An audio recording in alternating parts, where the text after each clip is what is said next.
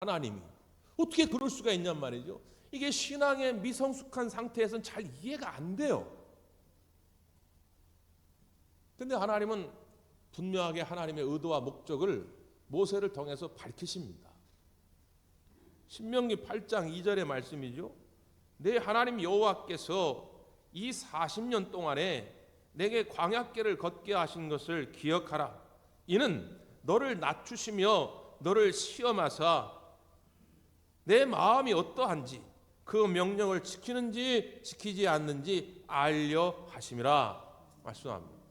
그러니까 이스라엘 백성의 마음을 낮추셔서 하나님을 의지하는지 안 하는지, 하나님의 말씀에 청종하는지 안 하는지를 하나님이 알려 하셨다는 거예요. 그러면서 뒤에 이렇게 말씀하죠. 너를 낮추시며 너를 줄이게 하시며 또 너도 알지 못하며 내 조상들도 알지 못하던 만나를 내게 먹이신 것은 사람이 떡으로만 사는 것이 아니요 여호와 입에서 나오는 모든 말씀으로 사는 줄을 내가 알게 하려 하심이니라 말씀합니다. 그래 광야길로 인도하셨어요. 낮추셨어요. 특별히 줄이게 하셨다는 거예요. 사람이 줄이면 낮아지거든요. 가진 게 많고 먹을 게 많으면 교만해지는데 먹을 게 없으면 사람이 겸손해지거든요. 낮아져요. 그때 하나님이 뭘 주셨다고요? 만나를 주셨다는 거예요. 그렇게 만나를 주셔서 먹이신 이유는 사람이 떡으로만 사는 것이 아니고 하나님의 말씀으로 사는 것이구나 라고 하는 걸 깨닫게 하기 위함이었다는 거예요. 사람이 살아간다고 하는 건 내 힘으로만 되는 게 아니구나. 내가 아무리 애쓰고 노력한다고 내 인생의 행복이 찾아오는 게 아니구나. 내가 정말 행복한 인생을 살려고 하면 하나님의 은혜가 부어져야 하는구나. 저 하늘에서 하나님의 신령한 은혜가 내려올 때 우리의 삶이 진정한 행복을 찾을 수 있구나. 이걸 깨닫게 하시기 위함이었다는 거예요. 여러분 히브리어로 광야라고 하는 말을 미드바르라고 합니다. 미드바르라고 하는 말을 이제 우리말로 광야, 사막 이렇게 번역을 하는데 이 말의 어원이 어디서 왔냐면 다바르라는 말에서 왔어요. 다바르란 말의 뜻은 뭐냐면 말씀, 인도 그런 뜻입니다. 그러니까 광야길에서 오히려 하나님의 말씀, 하나님의 인도하심을 더 친밀하게 경험할 수 있다는 거예요. 그래서 많은 영성가들이 대표적으로 성경에 오면 세례 요한은 일부러 의도적으로 광야로 나갑니다. 그래서 광야에서 친밀한 하나님과의 교제를 갖고 하나님의 음성을 듣고자 했던 것이죠. 우리의 인생도 마찬가지입니다. 배부르고 등 따스울 때는 하나님의 음성이 잘 안 들려요. 하나님의 음성이 없는 게 아니라 하나님의 음성이 잘 안 들려요. 왜? 내 멋대로 해왔는데도 잘 풀렸거든요. 교만이 극에 달했기 때문에 하나님의 음성이 들려지지 않습니다. 들려도 못 들은 척하고 순종하지 않아요. 근데 인생의 광야를 만나게 되면 하나님의 음성을 찾게 됩니다. 그리고 왜 그때 하나님의 음성에 순종하지 않았지? 깨닫게 돼요. 그래서 하나님과의 더욱 친밀한 만남을 갖게 된다 그 말이에요. 그러니까 사랑하는 성도 여러분, 여러분의 인생의 광야길에 여러분이 하나님의 음성을 따라 간다 할지라도 두려워하지 마십시오. 걱정하지 마십시오. 거기에 하나님의 큰 뜻이 있는 줄 믿습니다. 여러분이 사막 여행을 해보시면 지금도 마찬가지인데 사막길은 똑바른 길이 없다고 그래요. 사막길은 다 꼬불꼬불합니다. 고속도로 같은 길이 없어요. A라는 곳에서 B라고 하는 그 목적지까지 가는 동안에 이 길이 다 꼬불꼬불해요. 왜 그런지 아십니까? 사막 여행을 하려면 반드시 거쳐야 할 곳이 있기 때문입니다. 어디를 거쳐야 하죠? 오아시스를 거쳐야 합니다. 오아시스를 거치지 않고는 사막을 여행을 할 수가 없어요.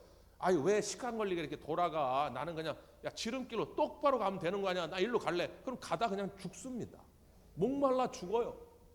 조금 돌아가더라도 그 오아시스를 반드시 거치고 가야 이 사막길을 안전하게 여행할 수가 있는 것이죠.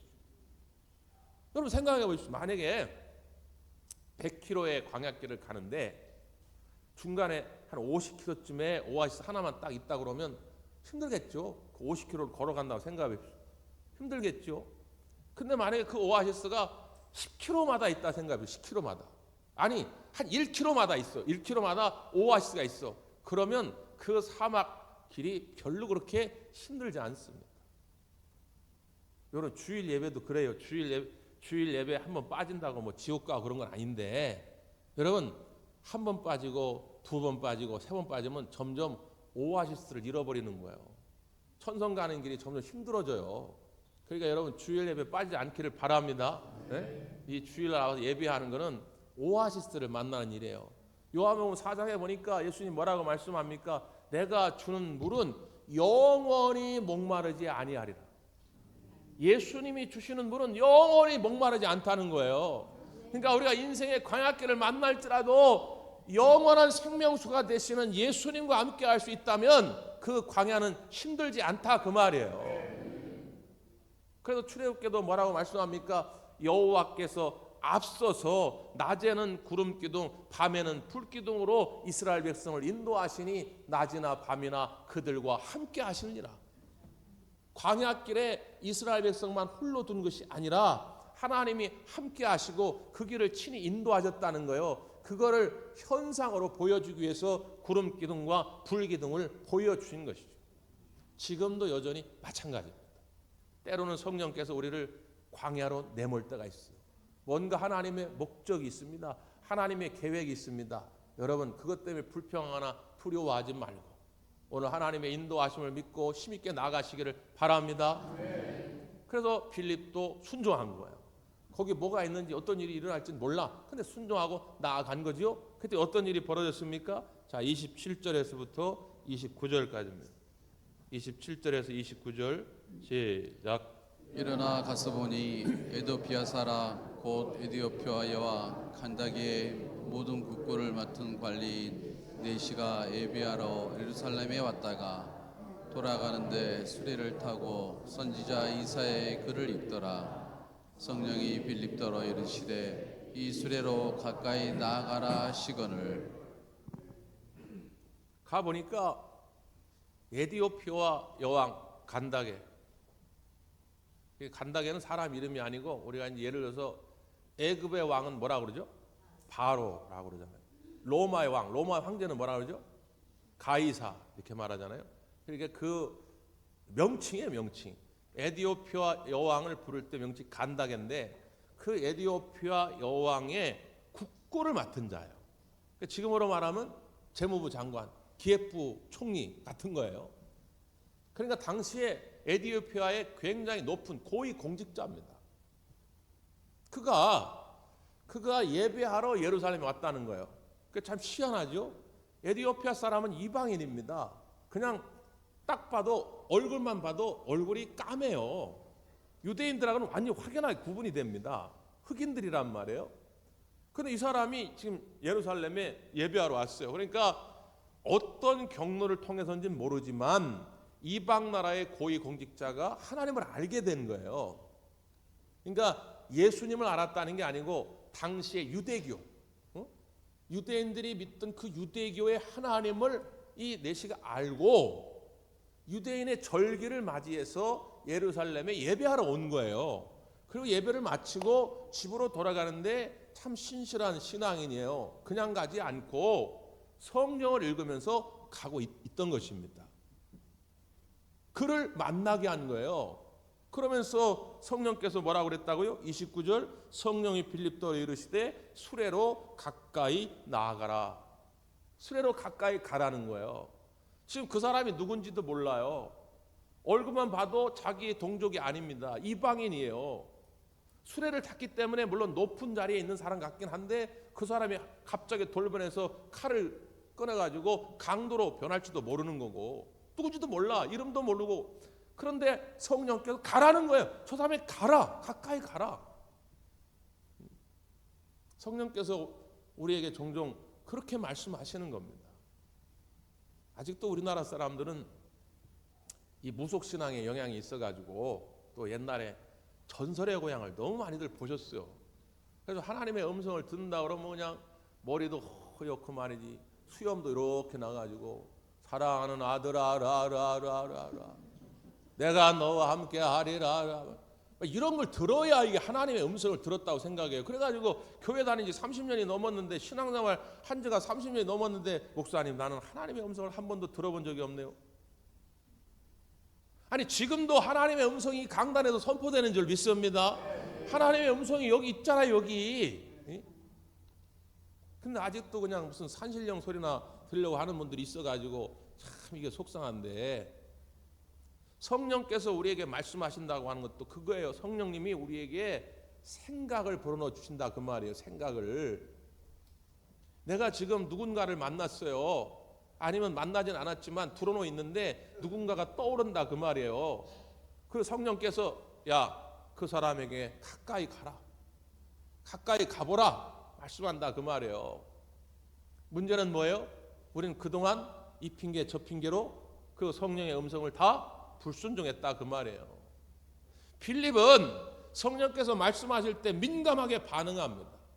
그 사람이 어떤 사람인지도 모르지만 어떤 일이 벌어질지 모르지만 성령께서 수레에 가까이 가라 하니까 빌립은 간 거예요. 우리가 수많은 사람들을 만나고 수많은 상황들을 접하게 될 때 성령께서 우리에게 말씀하시는데 우리는 저 사람은 지금 아무리 얘기해도 씨알도 안 맥힙니다. 저 사람은 나보다 똑똑해가지고 아마 내가 무슨 말하면 나를 오히려 면박 줄 겁니다. 저 사람 지금 가는 길이 바빠 보이는데 얘기해봐야 지금 바빠가지고 듣지도 않을 겁니다. 내 스스로 얼마나 많은 핑계거리를 만들었는지 몰라요. 그래서 성령께서 그렇게 내게 생각으로 말씀하시고 내 마음의 감동으로 말씀하시는데 우리는 다 순종하지 않고 사는 것이죠.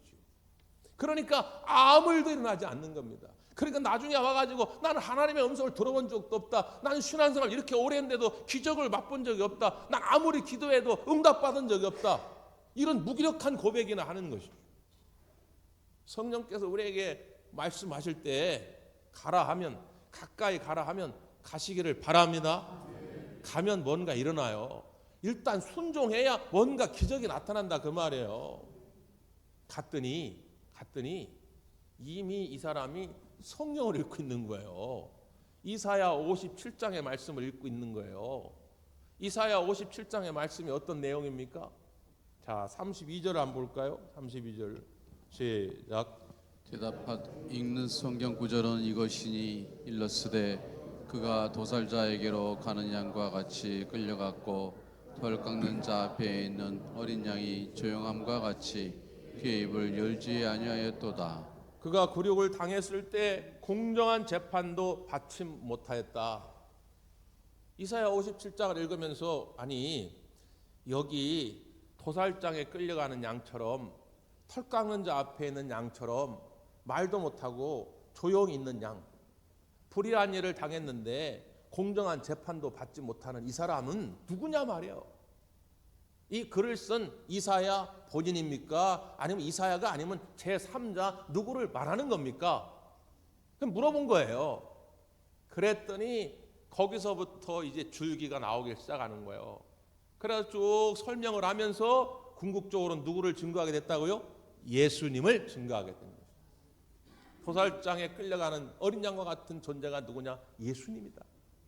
왜 예수님이 그렇게 끌려가느냐? 바로 우리를 구원하시기 위함이다. 그러니까 그 말씀을 듣고 이 내시가 얼마나 기쁘고 감격스러운지 수레에서 내려서 물을 찾아가지고 그 물속에 들어가서 세례를 받고 예수 그리스도를 영접하게 되었다는 거예요. 성령께서 가라 하는 말에 내가 갔더니 이미 그 사람은 준비된 영혼이더라 그 말이에요. 이미 마음의 문이 열려 있더라 그 말이에요.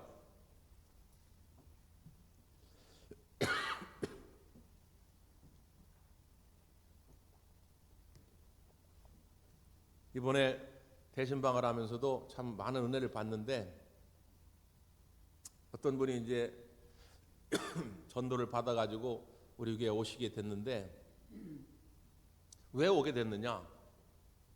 자기가 옛날에는 예수를 잘 믿었던 적도 있는데 지금 이제 이런저런 상황 때문에 예수님을 못 믿게 됐고 또 여러 가지 어려운 가정일도 있고 사업의 일도 있고 그런데 이분이 나를 전도한 이 집사님, 나를 전도한 이 권사님이 어떻게 알았는지 그때 나를 찾아왔다는 거예요. 여러분, 이분이 어떻게 알겠습니까? 이분이 이분의 상황을 어떻게 알겠어요? 그런데 이분은 성령님의 이끄심에 순종한 거예요. 성령님의 이끄심에 순종하여 이분한테 갔더니 이분은 지금 이런저런 일 때문에 아파하고 슬퍼하고 힘든데 와서 손을 잡아주고, 야, 가보자, 하나님께 나아가보자, 대광교회 가보자, 가서 주님 앞에 기도해보자, 그럼 문제가 해결될 것이다. 그 이야기를 듣고 오게 됐다는 거예요. 하나님의 기적의 역사는 여러분 그렇게 나타나는 줄 믿습니다. 지금도 수없는 사람들이 여러분에게 그렇게 손을 내밀고 나를 좀 붙잡아 달라고 요구하고 있지 않습니까? 교회의 중요한 4대 지표는 선교, 교육, 친교, 봉사입니다. 초대교회부터 지금까지 세워진 교회론의 가장 중요한 핵심 4가지, 선교, 교육, 친교, 봉사예요. 첫 번째가 뭐라고요? 선교입니다. 영혼을 살려내지 못하면 교회의 본질을 잃어버리고 교회의 목적을 잃어버리는 거예요. 교회의 존재 이유가 없어지는 거라고. 여러분, 2024년도도 벌써 이제 거의 절반이 다 되어 갑니다. 여러분은 얼마큼 우리에게 주신 하나님의 사명에, 그 하나님의 말씀에 민감하게 반응하고 계십니까? 의사 전도항으로 많은 간증을 하신 우리 이병욱 원장님이 계신데, 이병욱 교수님이 예수님을 믿게 된 이유가 초등학교 2학년 때 자기는 부반장인데 자기 반에 반장 종원이라는 애가 있었는데, 이 종원이라는 애는 항상 자기보다 공부를 더 잘하고 또 뭐 운동도 잘하고 그래서 친구들한테 인기도 많고, 자기 나름대로 열심히 해오려고 하는데 자기는 항상 이 친구한테 밀리는 거예요. 그러다 이제 어느 날 그 친구의 집에 갔대요. 집에. 그래가지고 이제 그 친구, 종원이 친구 엄마가 이제 밥을 이렇게 차려준 거예요. 그래가지고 이제 그 부모님하고 그 친구하고 밥을 먹는데, 자기네 집은 원래 불교 집안이고 유교적 문화에 찌들어 있는 그런 가문이었기 때문에 한 번도 자기는 그런 경험을 해본 적이 없는데, 이 종원이네 왔는데 식구들이 밥을 차려놓고 갑자기 무슨 주문을 외우더라는 거예요. 종얼종얼 막 그러더니 맨 끝에 가지고 아멘 그러더라는 거예요. 그래서 밥을 다 먹고 나서 이제 종원이하고 이제 따로 떨어져 가지고 물어봤대요. 야, 종원아, 니네 아까 뭐 한 거냐? 그거 하나님께 기도한 거야. 왜 하나님께 기도한 거니? 하나님께 기도하면 하나님이 다 응답하시거든. 아하, 이거였구나. 내가 아무리 해도 종원이를 못 이기는 이유 하나가 이거였구나. 그래서 자기가 그때부터 하나님을 믿게 됐다는 거예요. 그러면서 하나님이 기도하고 늘 아멘의 신앙으로 살았는데, 지금은 의사가 돼가지고 지금도 많은 암 환자를 만납니다. 암 환자들을 만나면 자기가 이제 한 20-30분 이렇게 진료 상담을 하고 꼭 하는 게 있대요. 그건 뭐냐면 환자와 보호자가 서로 안아주고 서로를 위로하라고 한다는 거예요. 왜냐하면 환자도 힘들지만 보호자도 힘들기 때문에, 그 보호자가 남편이나 아내가 될 수도 있고 부모나 자녀가 될 수 있는데, 이 환자 못지않게 보호자도 힘들기 때문에 서로 안아주고 위로를 해주라 그런다는 거예요. 그러면 부둥켜 안고 엉엉 울죠. 그리고 그분들에게 간단하게 예수님을 증거하고, 우리 예수님 안에서 새 힘을 얻읍시다, 포기하지 말고 끝까지 가봅시다, 그러면서 제가 기도해도 되겠습니까? 그러면 열이면 열 다 기도해달라고 그런다는 거예요. 그래가지고 간절한 마음으로 기도를 합니다. 그리고 아멘 해요. 그리고 물어본다는 거예요. 아니, 원래 교회 다니십니까? 그러면 그 10명 중에 교회 다니는 사람은 2-3사람밖에 없어요. 2-3사람. 교회를 아예 안 다니거나 어떤 사람은 다른 종교를 가지고 있는데, 그 인생의 막바지, 인생의 절벽에 다다른 사람들이 하나님을 의지하고 싶은 마음에 의사가 기도하자는데 안 할 수가 있습니까? 그 간절한 마음으로 기도해달라고 하고, 심지어 끝나고 나면 고맙다 그런다는 거예요. 그래서 이분이 그 간증집에도 보면 전도할 때 필요한 정신이 있다. 칠무를 얘기하거든. 칠무. 무조건, 무시로, 무차별적으로 이렇게 쭉 나가는데 제일 중요한 게 무조건이라는 거예요. 무조건. 그 사람이 지금 타 종교를 믿든 얼굴이 험상궂게 생겼든 나보다 더 똑똑해서 말해도 안 들을 것 같은 이런 걸 따지지 말고 무조건 주의 복음을 증거하면 하나님이 역사하신다는 거예요. 오늘 우리에게도 그런 사람이 많이 열려 있습니다. 성령의 부르심에, 성령의 이끄심에 여러분 민감하게 순종할 수 있기를 간절히 바랍니다. 기도하겠습니다. 좋으신 아버지 하나님, 성령께서 우리를 광야로 인도하실 때 당황스럽고 두렵지만 주님의 뜻이오니 순종하는 마음으로 나아가게 하여